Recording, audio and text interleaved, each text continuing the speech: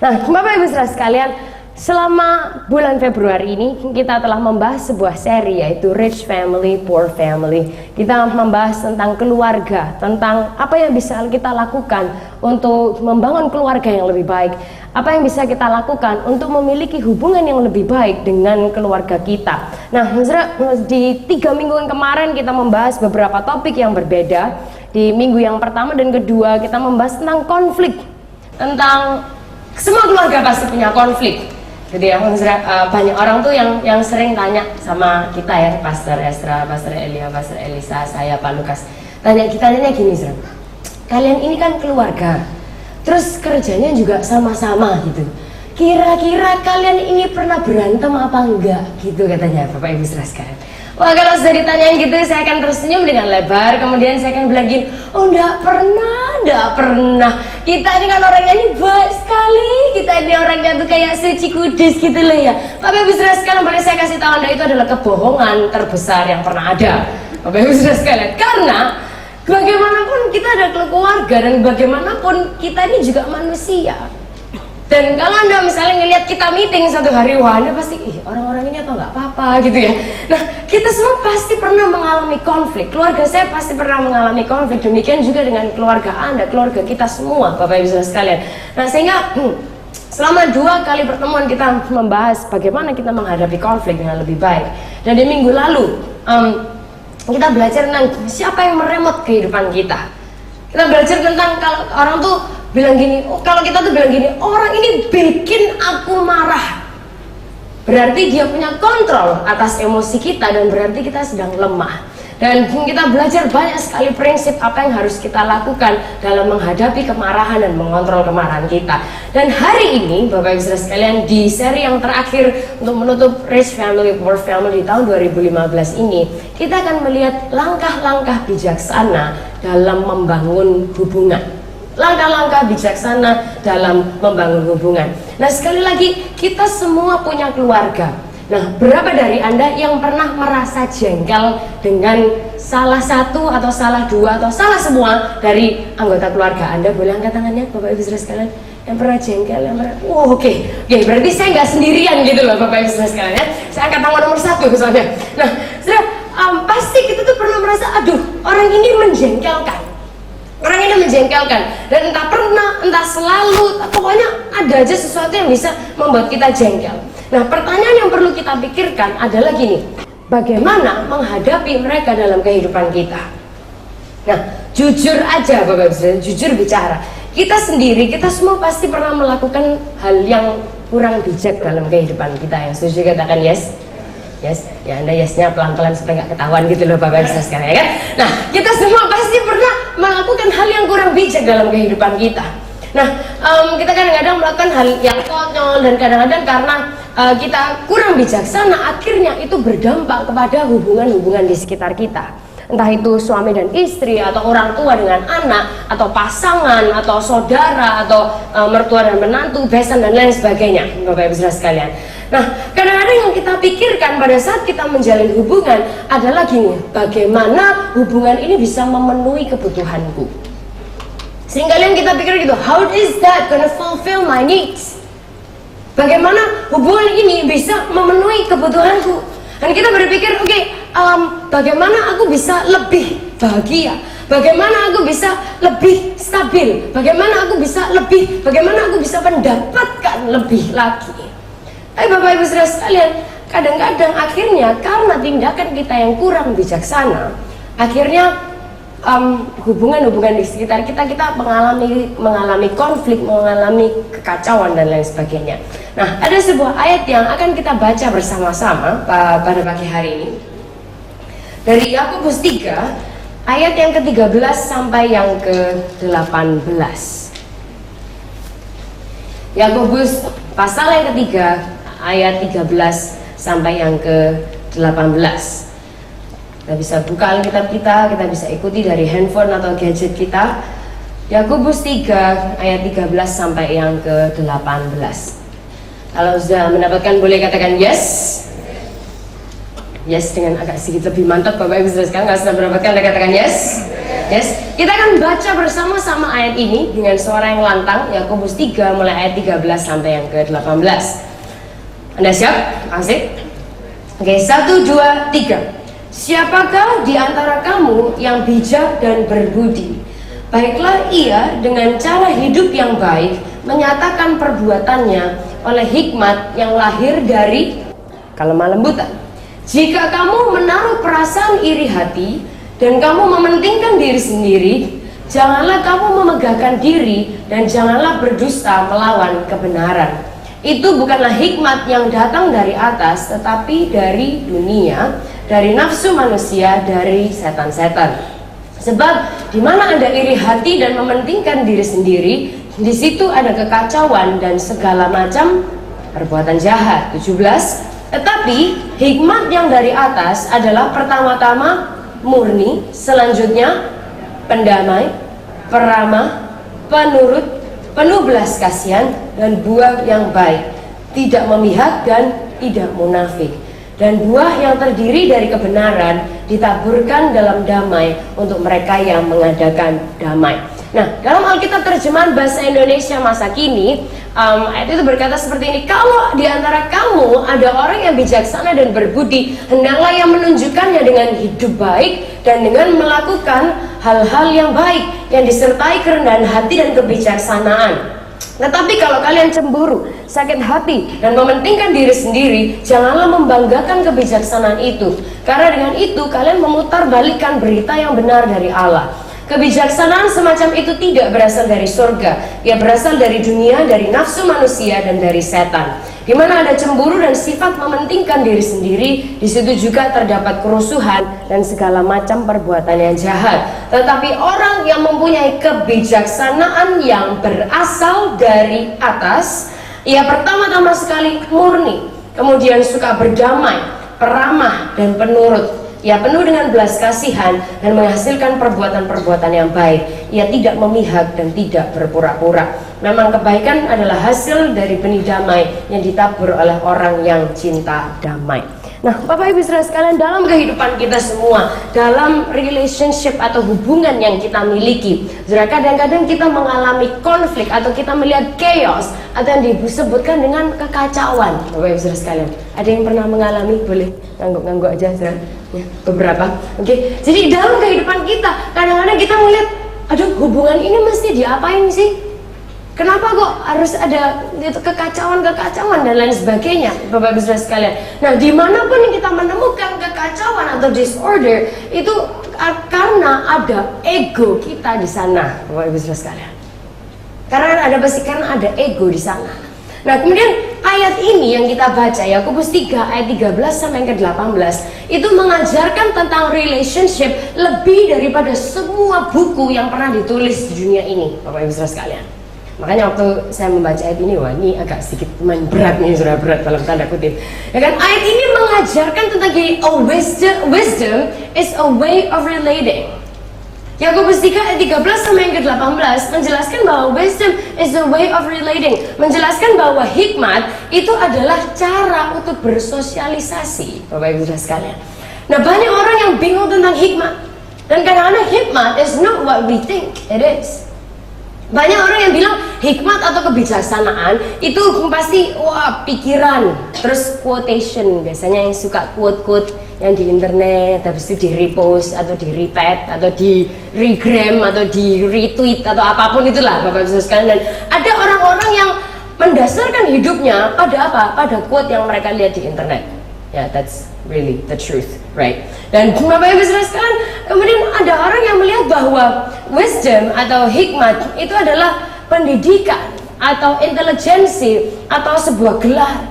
Tapi Bapak Ibu sekalian, Alkitab berkata bahwa gini, wisdom atau hikmat itu akan terlihat dalam cara kita berhubungan dengan orang lain.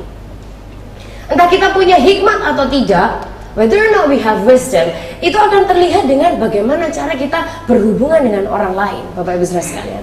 Ada banyak orang yang punya gelar yang sangat tinggi sekali, S2, S3, S4, S5, S cendol, es teler, es campur. Yang es campur paling enak buat saya, es kacang hijau pakai degan lebih enak lagi. Nah, Bapak Ibu sekalian, orang yang punya degree yang sangat tinggi, tapi kadang-kadang mereka merasa kesulitan untuk berhubungan atau bersosialisasi dengan orang lain. Nah, di Yakobus 3 ayat 14 sampai yang ke-16 menyebutkan kepada kita ketika kita menjadi marah, ketika kita menjadi iri hati, ketika kita cemburu dan lain sebagainya, itu karena kita menjadi orang yang kurang bijak, karena kita tidak mendapatkan apa yang kita inginkan dari hubungan yang sedang kita jalani.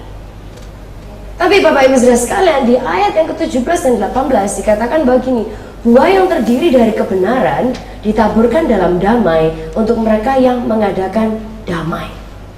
Nah, sehingga yang perlu kita sadari adalah gini, kita ini menabur benih setiap hari. Kita menabur benih setiap hari. Dan pertanyaannya, benih apa yang sedang kita tabur? Apakah kita menaburkan benih keharmonisan? Apakah kita menaburkan benih kata-kata yang baik? Atau apakah kita sedang menaburkan benih yang buruk? Nah, bagaimana kita bisa menabur benih damai? Bagaimana kita bisa menabur benih kebijakan? Jawabannya adalah kita harus menjadi orang-orang yang bijak, Bapak Ibu Saudara sekalian. Kita harus melakukannya dengan cara yang bijak. Nah, Bapak Ibu Saudara sekalian, yang akan kita lakukan adalah kita akan melihat ayat ini dan kita akan melihat 6 hal yang akan orang bijak lakukan untuk kita melihat a better relationship, untuk kita melihat hubungan yang lebih baik lagi dalam keluarga kita, entah itu suami dengan istri, istri dengan suami, orang tua dengan anak, menantu dan mertua dan besan dan lain sebagainya, dengan saudara dan lain sebagainya. Nah, Bapak Ibu Saudara sekalian, dalam kehidupan kita, waktu kita menghadapi sebuah konflik atau terjadi sebuah argumen, Bapak Ibu Saudara sekalian, disadari atau tidak, diakui atau tidak, 50% penyebabnya adalah ini loh Bapak Ibu Saudara sekalian, diri kita sendiri. Disadari atau tidak, mau diakui atau tidak, pada saat sebuah argumen atau konflik atau pertengkaran itu terjadi, 50% dari penyebabnya itu bukanlah nunjuk ke sana tapi nunjuk ke sini, Bapak Ibu Saudara sekalian, adalah diri kita sendiri. Nah, sehingga kadang-kadang kita loh, enggak, dia yang cari gara-gara sama aku kok. Tapi kadang-kadang cara kita merespon, bagaimana kita meresponi sesuatu yang terjadi, itu bisa either memicu masalah atau bisa meredamkannya, Bapak Ibu Saudara sekalian. Nah, sehingga hari ini kita akan melihat 6 hal bagaimana kita mengubahkan dari kekacauan atau chaos dalam hubungan kita, dalam kehidupan kita, untuk supaya kita melihat relationship yang lebih baik, untuk supaya kita melihat better relationship dalam kehidupan kita. Nah, 6 hal. Yang pertama, Bapak Ibu Saudara sekalian, Yakobus 3 ayat yang ke-17. Yakobus 3 ayat yang ke-17 ayat itu bicara seperti ini. Tetapi hikmat yang dari atas adalah pertama-tama apa, Bapak Ibu Saudara sekalian? Pertama-tama adalah murni. Jadi bagian yang pertama adalah murni. Murni. Hikmat yang dari atas pertama-tama adalah murni. Murni artinya apa sih? Artinya clean, bersih, uncorrupted, unpolluted. Murni itu maksudnya adalah bersih, tidak terkorupsi, tidak terpolusi. Dengan kata lain, Bapak Ibu Saudara sekalian, ini berbicara tentang integritas. Bicara tentang integritas, karena apa? Fondasi dari sebuah hubungan yang baik adalah integritas. Kenapa? Karena hikmat itu dimulainya dari hati, bukan hanya sekedar dari kepala, Bapak Ibu Saudara sekalian. Bukan hanya dari sekedar informasi atau pengetahuan yang kita ketahui, tapi sesuatu yang kita terima dalam hati kita dan kita hidupi. Nah, semua hubungan itu dibangun dari kepercayaan. Anda mau menikah atau Anda berhubungan dengan seseorang, atau orang tua dengan anak, atau Anda mau bisnis sekalipun, Bapak Ibu Saudara sekalian, hubungan itu didasari dari kepercayaan. Yang setuju katakan yes? Kalau Anda nggak percaya sama orang itu, Anda nggak akan mau berhubungan dengan mereka. Benar Bapak Ibu Saudara sekalian? Jadi semua hubungan itu didasari dari kepercayaan, dan kepercayaan dibangun dari kebenaran. Kepercayaan dibangun dari kebenaran. Nah, kalau dalam sebuah hubungan kita terus berbohong, maka nggak akan ada kepercayaan dan tidak akan ada hubungan yang bisa terjalin, Bapak Ibu Saudara sekalian. Nah, saya waktu SMP dan SMA gitu, saudara, saya pernah punya seorang kawan. Biasalah, nama anak remaja lah, saudara, SMP, usia SMP, SMA. Nah, kawan saya ini, saya nggak tahu kenapa dia itu terbiasa untuk bohong, saudara. Secara otomatis dia akan bohong. Dia hanya sekedar cuma mau pergi rame-rame sama temen, dia tiba-tiba akan bohong sama orang tuanya. Saya sampai bilang, kenapa sih nggak cuman bilang kayak kamu pergi sama temenmu, kan gampang, simple. Tapi karena dia bilang, oh aku mau kerja tugas, oh aku ada rapat di gereja, ya rapat di gereja dibuat alasan lah Bapak Ibu saudara sekalian. Terus oh aku ada gini, aku ada gitu. Nggak tahu kenapa dia selalu berbohong sama orang tuanya, sehingga nggak heran aja kalau orang tuanya tidak akan bisa mempercayai dia dan tidak ada hubungan yang baik yang bisa terjalin. Karena apa? Karena tidak ada kebenaran. Nah, penemu lie detector atau alat pendeteksi kebohongan namanya adalah Dr. Leonard Keller. Dr. Leonard Keller dalam hidupnya dia mencoba lebih dari 25.000 orang dalam alat deteksi kebohongan ini. Dan dia menulis buku tentang hal itu, dan konklusinya dia berkata bahwa seperti ini, bahwa kita semua pernah bohong, bahkan sering. Dan kemudian dia bilang bohong kepada Tuhan, bohong kepada orang lain, bohong sama diri kita sendiri lagi. Nah, manusia pada nature-nya suka berbohong. Kita punya kemampuan yang hebat untuk berbohong banyak, nggak tahu kenapa Bapak Ibu Saudara sekalian. Alkitab bahkan berkata bahwa the heart is deceitful. Hati itu kadang-kadang bisa berbohong, kadang benar bisa jadi salah, salah bisa jadi benar. Nah, Efesus 4 ayat yang ke-25 ayat itu berkata seperti ini. Efesus 4 ayat 25, karena itu buanglah dusta dan berkatalah benar seorang kepada yang lain, karena kita adalah sesama anggota. Jadi Bapak Ibu Saudara sekalian, kalau kita mau membangun hubungan yang lebih baik, kita harus menjaga integritas. Artinya apa sih? Artinya kita harus menunjukkan kemurnian dalam hubungan kita, supaya orang bisa mempercayai kita. Artinya kita harus mendasari hubungan ini dengan kebenaran, no lies, plain truth. Jadi karena hubungan itu asalnya dari kepercayaan, dan kepercayaan dari mana? Dari kebenaran Bapak Ibu Saudara sekalian. Sehingga jika kita mau menjadi bijak, poin yang pertama, jika kita menjadi bijak, kita tidak akan berkompromi dengan integritas kita. Iya ya iya, enggak ya enggak, jangan iya yang enggak, jangan enggak yang iya iya. Iya ya iya, enggak ya enggak. Jadi jangan berkompromi dengan integritas. Yang pertama, murni. Yang kedua, Bapak Ibu Saudara sekalian, Yakobus 3 ayat yang ke-17 mencatat seperti ini. Tetapi hikmat yang dari atas adalah pertama-tama murni, selanjutnya dia adalah pendamai, suka berdamai. Yang kedua adalah suka berdamai. Sudah ada sebuah pepatah yang berkata seperti ini, the fools love to fight, but the wise they are peace loving. Orang yang bodoh adalah orang yang suka bertengkar, tapi orang yang bijak adalah orang yang mencintai damai.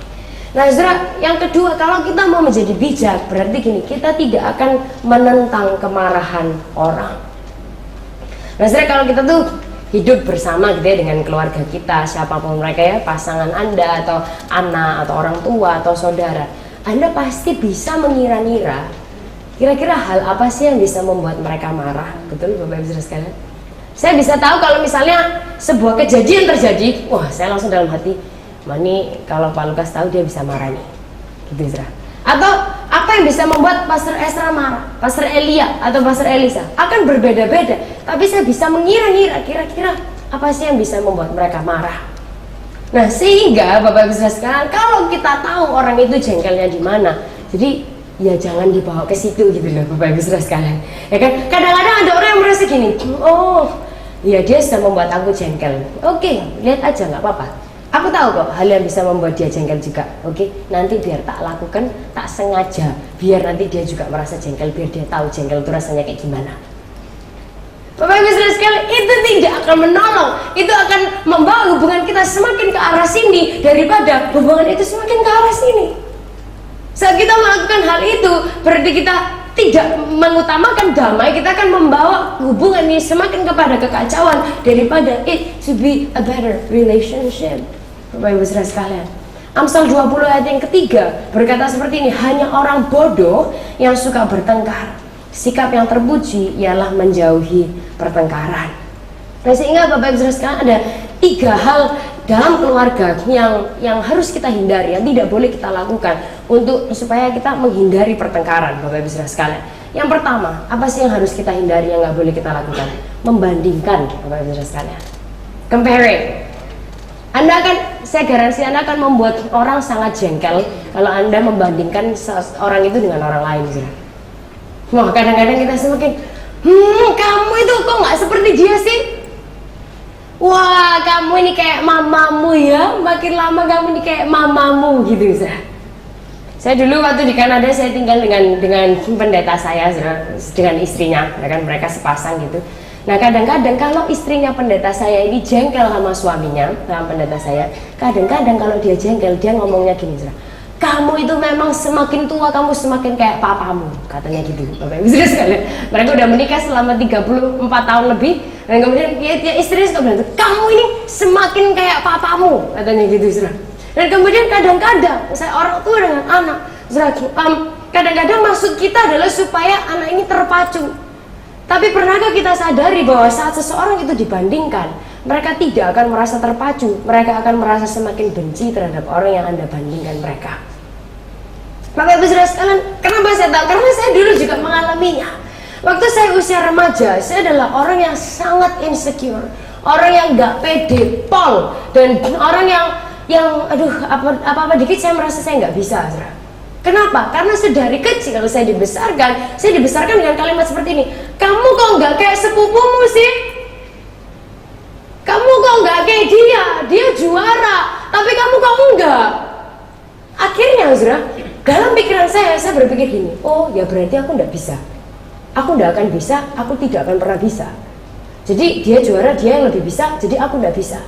Nah kalimat seperti itulah atau pemikiran seperti itulah yang sedang kita transferkan saat kita membandingkan seseorang dengan orang lain, Bapak Ibu Saudara sekalian. Jadi comparing is not helping at all. Jadi membandingkan itu tidak akan membantu hubungan Anda. Nah yang kedua, mencela atau condemning atau menuduh atau menyalahkan. Ini juga akan membangkitkan pertengkaran. Ketika kita membuat seseorang itu merasa bersalah atau malu, kita yang seharusnya malu. Karena apa? Because hurt people hurt people. Tuh Bapak Ibu Saudara, kita diajar minggu lalu, kita diingatkan hurt people hurt people. Kalau kita menyalah-nyalahkan orang, berarti kita yang penuh kesalahan, Bapak Ibu Saudara sekalian. Kalau kita yang menuduh-nuduh orang lain, berarti kita adalah orang yang tertuduh. Karena kita menuduh orang lain. Kalau kita membuat orang lain malu, berarti kita ini penuh dengan rasa malu, sehingga kita mempermalukan orang lain. But no, let's not do that. Yang ketiga yang harus kita hindari adalah mendebat atau contradicting. Ini bisa menjadi sesuatu yang sangat menjengkelkan. Amsal 14 ayat yang ke-29. Amsal 14 ayat yang ke-29. Orang yang sabar besar pengertiannya, tetapi siapa cepat marah membesarkan kebodohan. Jadi ketiga hal ini harus kita hindari, Bapak Ibu Saudara sekalian.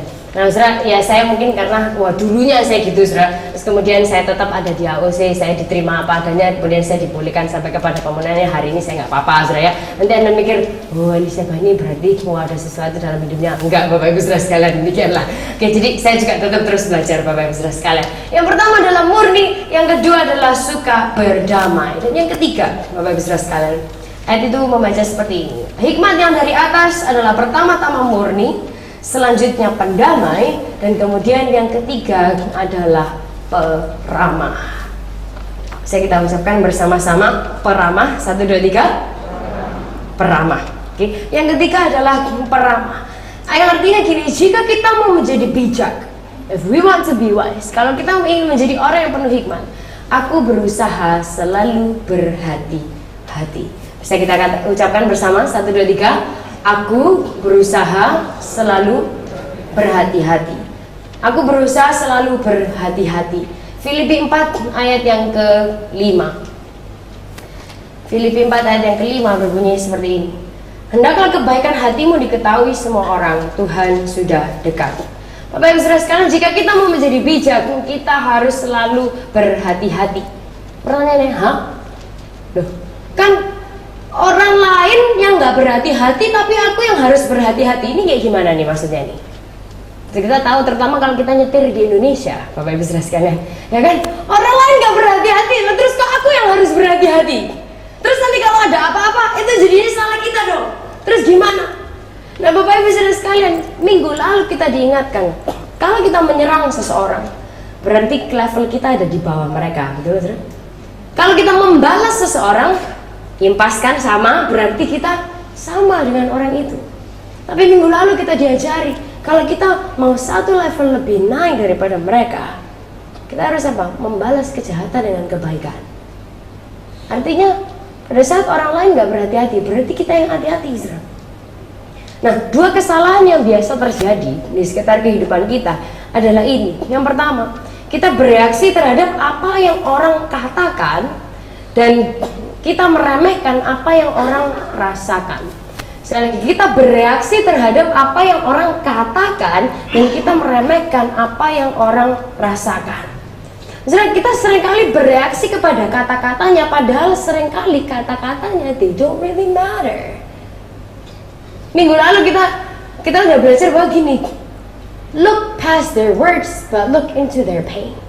Minggu lalu kita belajar bahwa gini, lihat melebihi dari kata-katanya. Coba lihat, mungkin ada luka dalam kehidupannya. Bapak Ibu Saudara sekalian, karena gini, ketika orang marah atau emosi, mereka mengeluarkan hal-hal atau mengucapkan hal-hal yang sebetulnya mereka nggak bermaksud seperti itu. Yang kosakata bahasa Koreanya itu gini Bapak Ibu sekalian, keprocut. Keprocut. Bagi Anda yang mengikuti dari televisi, ini Learning Surabaya 101, ya kan, bahasa Surabaya 101, namanya keprocut. Ada yang pernah keprocut Bapak Ibu sekalian? Ada yang pernah ya, Anda ganggu-ganggu dengan malu. Baiklah, kadang-kadang orang kalau udah emosi, sebetulnya bukan apa yang mereka katakan itu yang mereka maksudkan. Ya keperucut itu tadi Bapak Ibu Saudara sekalian. Sehingga kalau kita mau menjadi orang yang berhikmat, menjadi orang yang bisa peramah, orang yang membawa damai, Bapak Ibu Saudara sekalian, kita mesti berhati-hati. Kita melihat bukan kepada kata-katanya, tetapi kepada feelingnya. Kenapa sih mereka kok ngomong seperti itu? Hurt people. Oh, mungkin mereka lagi sakit hati, mungkin mereka lagi terluka, atau mungkin dia lelah, Bapak Ibu Saudara sekalian. Ya kan? Jadi, why are they saying what they're saying? Kenapa mereka mengucapkan apa yang mereka ucapkan? Yang kedua, gini, kita menganggap tidak benar perasaan apapun yang kita rasakan. Kita menganggap tidak benar perasaan apapun yang kita rasakan. Nah, ini pasti yang wanita-wanita akan berkata amin gitu saya. Karena saya ini hidup dengan 4 orang pria di sekitar saya. Jadi kadang-kadang kalau saya tuh mikir, aduh, ini kok gini ya, ini kok gitu ya, ini kok gini ya, ini kok gitu ya. Saya dikasih tahu gini, Saudara. Kamu tuh nggak usah perasaan-perasaan gitulah. Bapak Ibu Saudara sekalian, kalimat itu adalah kalimat yang paling tidak menolong perasaan saya. Jadi waktu saya dikasih tahu, kamu nggak usah perasaan-perasaan gitulah, ngapain sih? Terus saya jadi bingung, Bapak Ibu Saudara sekalian. Kayak gimana ya? Bukan berarti kita harus mau berlarut-larut dalam perasaan kita, bukan. Tapi sebagian dari kita pasti menyadari bahwa the feelings are there. Perasaan itu ada di situ. Gitu Bapak Ibu Saudara sekalian. Maroon 5 menyanyikan sebuah lagu, it's just a feeling that I have. It's just a feeling. Tapi feeling itu yang seringkali diargumenkan, Bapak Ibu Saudara sekalian. Ya kan, kadang-kadang gini, satunya merasa kedinginan, satunya merasa kepanasan. Perasaan loh Bapak Ibu Saudara sekalian, ayo. Ya apa? Ya kan? Satunya merasa kedinginan, satunya merasa kepanasan. Terus kayak gimana? Nah terus nih, kalau misalnya yang wanita-wanita nih, saya sedang membocorkan rahasia wanita gitu loh Bapak Ibu Saudara sekalian, buat kita semua. Nah, misalnya istri Anda atau pasangan Anda itu bilang, aduh, aku kok merasa gendut ya. Aduh, aku merasa kok merasa kayak gendut ya. Aku kayaknya naik deh berat badan, atau kayak, oh, I feel ugly, atau kayak I don't feel very pretty. Kayak gimana ya? Waktu mereka dijawab, Saudara, kamu gak usah perasaan-perasaan kayak gitu. Mereka akan semakin perasaan-perasaan, saya janji Bapak Ibu Saudara sekalian. Pasti. Waktu aku merasa gendut ya, itu hanya perasaanmu saja. Wah, mereka akan semakin perasaan, Bapak Ibu Saudara sekalian. Oke, jadi kayak it's not the answer.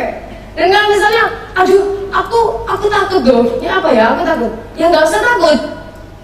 Ya, it doesn't really help. Itu tidak terlalu membantu. Aku takut. Ya nggak usah takut. Loh, lah terus mesti merasa ya apa? Ya kan, mohon maaf, NTV ini Surabaya Tulen. Ya kan, aku takut. Terus kita harus gimana? Ya kan, feeling itu bukan masalah benar atau salah, tapi itu hanya ada di situ. Kadang feeling itu bukan kenyataan, memang Saudara. Ya, feeling itu bukan selalu kenyataan, tapi feeling itu ada di sana. Jadi sehingga kalau kita mau menjadi bijak, kalau kita mau menjadi orang yang berhikmat, kita tidak akan mengecilkan perasaan lawan bicara kita. Kalau kita mau menjadi orang yang berhikmat, kita tidak akan mengecilkan perasaan orang lain. Karena apa? Karena orang kecil akan mengecilkan orang lain. Tapi kita semua bukan orang kecil yang setuju katakan yes.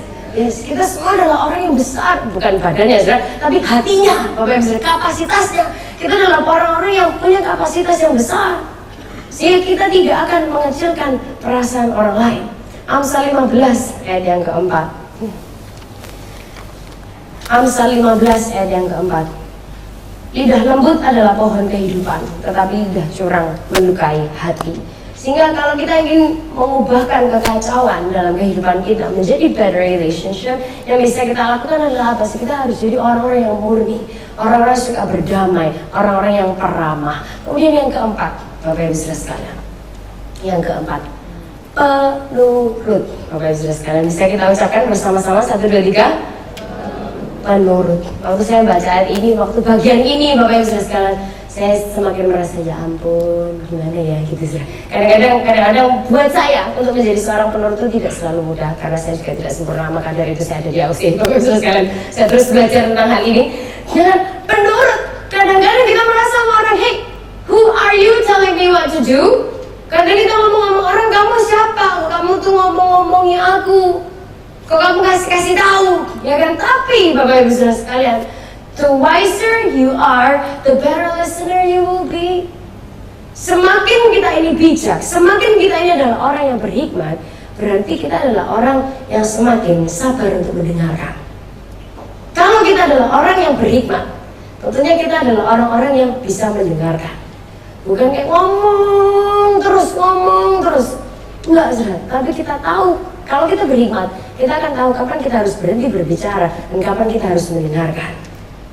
Kalau gitu, kapan kita harus berhenti berbicara dan kapan kita harus mendengarkan.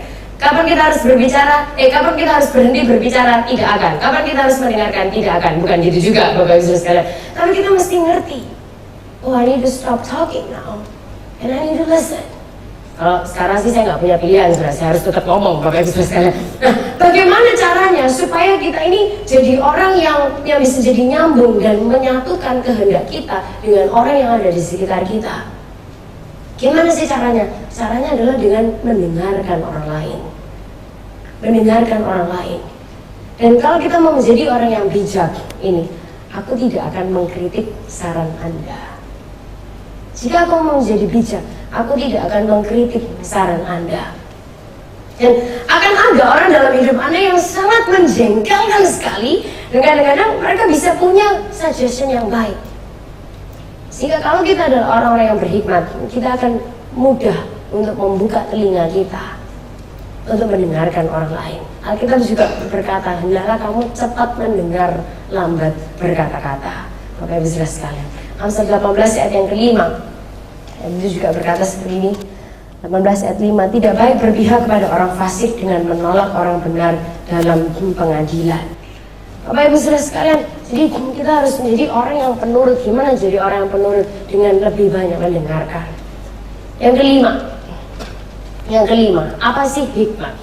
Hikmat adalah gini, setelah murni, pendamai, peramah, penurut, yang selanjutnya adalah penuh belas kasihan. Bisa kita ucapkan bersama-sama, berbelas kasihan. 1, 2, 3. Berbelas kasihan.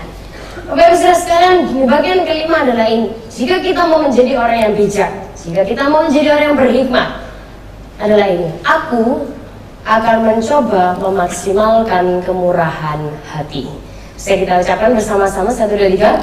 Aku akan mencoba memaksimalkan kemurahan hati. If I want to be wise, I will maximize mercy. Kemurahan hati. Bapak Ibu Saudara sekalian, dalam kehidupan kita, di sekitar kita, pasti ada orang yang pernah gagal lah, saudara. Ya, kita semua juga pasti pernah gagal, karena itu kita ada di sini, saudara. Di AUSI tempatnya orang yang gak sempurna.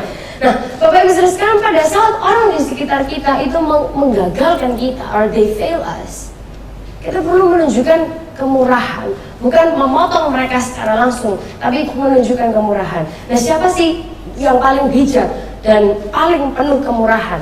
Itu adalah Tuhan sendiri. Yesus bilang, kalian belajarlah dari aku karena aku lemah lembut dan rendah hati. Bapak Ibu Saudara sekalian, the fools are judgmental, but the wise are merciful. Orang yang bodoh itu adalah orang yang cepat menghakimi. Tapi orang yang berhikmat, orang yang bijaksana adalah orang yang berbelas kasihan dan bermurah hati, Bapak Ibu Saudara sekalian. Sehingga seperti yang kita telah diajarkan minggu lalu, kalau kita tahu bahwa Tuhan itu sudah mengampuni kita dan Tuhan itu berbelas kasihan dan bermurah hati kepada kehidupan kita, demikianlah kita juga harus melakukan hal itu kepada orang lain, Bapak Ibu Saudara sekalian. Banyak orang yang pernah melakukan kesalahan dalam kehidupan kita, tapi kalau kita mau menjadi bijak, kita tidak akan berfokus kepada kesalahan mereka, tapi kita exercise mercy, tapi kita memaksimalkan dan melakukan belas kasihan dan kemurahan hati, Bapak Ibu Saudara sekalian. Kemudian bagian yang keenam, yang terakhir, bagaimana kita bisa mengubahkan dari kekacauan dalam kehidupan ini, dalam hubungan kita, menjadi relationship yang lebih baik lagi, atau better relationship, setelah murni, suka berdamai, peramah, penurut, berbelas kasihan. Kemudian yang terakhir adalah tidak memihak dan tidak munafik. Bapak Ibu Saudara sekalian, wisdom is impartial and always sincere. Hikmat itu artinya tidak memihak dan selalu tulus, tidak munafik. Bahasa aslinya tidak memihak itu adalah ini, anti-kryptos, dan tidak munafik itu adalah anipokryptos. Mereka mirip, jadi anti-kryptos dan anipokryptos. Nah, di Greek culture atau kebudayaan bahasa Yunani, kebudayaan Yunani, mereka yang menciptakan teater, kemudian komedi, seni peran dan lain sebagainya. Nah, di kebudayaan itu kadang-kadang kalau seorang aktor itu sedang memainkan peran, dia akan memakai sebuah topeng A dia pakai. Kemudian kalau peran dia harus berubah, dia menjadi sebuah karakter yang lain, dia lepas topeng A, kemudian dia pakai topeng B, dia jadi orang lain. Kemudian kalau dia harus memainkan peranan yang lain lagi, dia akan lepas topeng B, dia akan pakai topeng C, dan demikian dan seterusnya, Bapak Ibu Saudara sekalian. Nah, keadaan ini berganti-ganti topeng itu sebenarnya topeng A, B, C, satu orang yang sama berganti-ganti topeng, itu dalam bahasa Yunani itu disebutkan gini, hipokryptos. Hipokryptos yang kemudian diterjemahkan di bahasa Inggris adalah hypocrites. Yang artinya apa? Orang yang mukanya banyak, Bapak Ibu Saudara sekalian. Simpel bahasa Indonesia umumnya apa? Oh, orang ini mukanya banyak. Bermuka dua sih, saudara, tapi kadang-kadang mukanya lebih dari dua gitu loh, Bapak Ibu sekalian, topengnya ada banyak gitu, saudara. Dan sekali lagi berbicara tentang apa? Tentang integrity.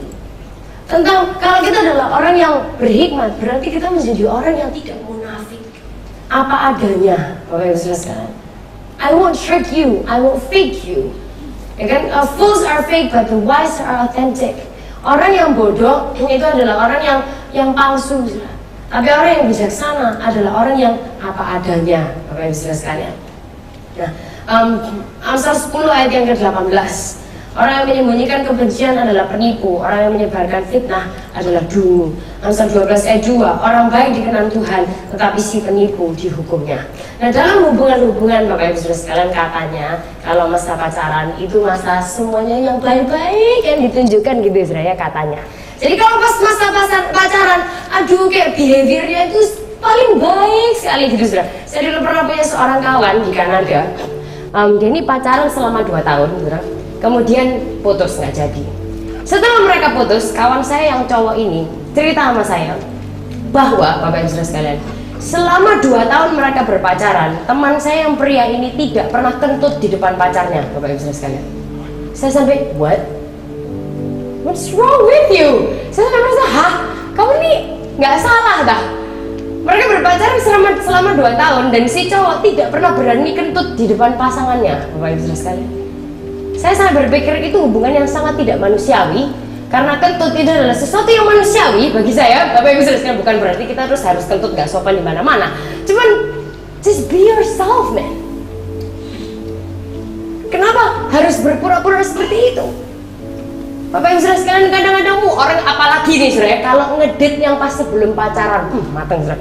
Mereka kan duduknya itu kayaknya baik sekali gitu, saudara. Mau makan, dipotong sampai kecil-kecil gitu. Terus makannya itu kayak kecil-kecil gitu ya, terus di sendok yang kecil-kecil gitu, Bapak. Saya bukan berbicara dari pengalaman, saudara. Kalau saya makan ya makan gitu, saudara. Makannya banyak, mau gimana lagi, makanya bodinya kayak gini, saudara. Nah, Bapak Ibu Saudara sekalian, sehingga let's be honest and plain in our relationships. Mari kita menjadi orang-orang yang tidak munafik, yang jujur, yang tulus, yang apa adanya dalam hubungan-hubungan di sekitar kita. Bapak Ibu Saudara sekalian, kalau kita jujur, kita tidak akan menyamarkan siapa kita sebenarnya. Sehingga apakah kita sedang compromise integrity kita? Apakah kita sedang meremot orang lain? Apakah kita sedang merendahkan orang lain? Dan harapan saya hari ini, dengan 6 hal ini, kalau hal-hal ini akan kita lakukan, kita akan melihat transformasi yang luar biasa dalam hubungan di sekitar kita. Sebagai tim gembala, kita terus mendoakan kehidupan Anda. Dan hari ini secara khusus saya berdoa, setelah kita mengikuti seri Rich Family dan Poor Family, doa saya adalah kalau kita melihat keluarga yang bersinar, yang cemerlang, yang diberkati, yang selalu melihat mujizat, itu datangnya adalah dari tempat ini, Bapak Ibu Saudara sekalian. Memang kita dulu adalah orang yang gak sempurna. Mungkin semua dari kita gak sempurna. Kita melihat kekacauan. Tapi saya janji, saat Anda menghidupi hal ini, kita menjadi orang-orang yang murni, yang jujur, suka berdamai, peramah, penurut, berbelas kasihan, dan tidak munafik. Saat kita menghidupi hal-hal ini, kita akan sungguh-sungguh melihat a better relationship in our year. Di tahun 2015, visi dari Amos adalah building a better you. Dan itu juga termasuk dalam building better families. Dan saya sangat berdoa melalui seri Rich Family, Poor Family ini, akan ada keluarga-keluarga yang mengalami kesembuhan, mengalami terobosan, mengalami mujizat, mengalami anugerah Tuhan semakin besar buat kehidupan kita semua. Bapak Ibu Saudara sekalian, kita berpikir gimana kita menghentikan kebodohan dan kita menjadi orang yang lebih bijak dalam berhubungan. Bagaimana kita melakukannya? Kenalah Tuhan lebih lagi dan lakukan apa yang Dia perintahkan. Praktekkan apa yang sudah kita pelajari, Bapak Ibu Saudara sekalian. Kolose 2 ayat yang ketiga, ayat yang terakhir, Kolose 2 ayat yang ketiga berkata seperti ini: sebab di dalam Dialah tersembunyi segala harta hikmat dan pengetahuan. Sebab di dalam Kristus tersembunyi segala harta hikmat dan pengetahuan. Terjemahan bahasa Indonesia masa kini berkata, Kristuslah yang menyikapkan segala kebijaksanaan dan pengetahuan Allah yang dahulu tersembunyi. Pada siang hari ini, di akhir dari seri Rich Family, Poor Family, saya mengajak kita bersama-sama semua untuk berdoa. Untuk apa? Untuk meminta Tuhan memberikan kepada kita hikmat, untuk meminta kepada Tuhan menjadikan kita orang-orang yang semakin berhikmat, orang-orang yang murni, orang-orang yang suka berdamai, orang-orang yang peramah, penurut, berbelas kasihan, dan tidak munafik, sehingga kita bisa melihat better relationship itu menjadi milik kita dan keluarga kita di tahun ini. Amin. Mari kita berdiri bersama-sama pada siang hari ini.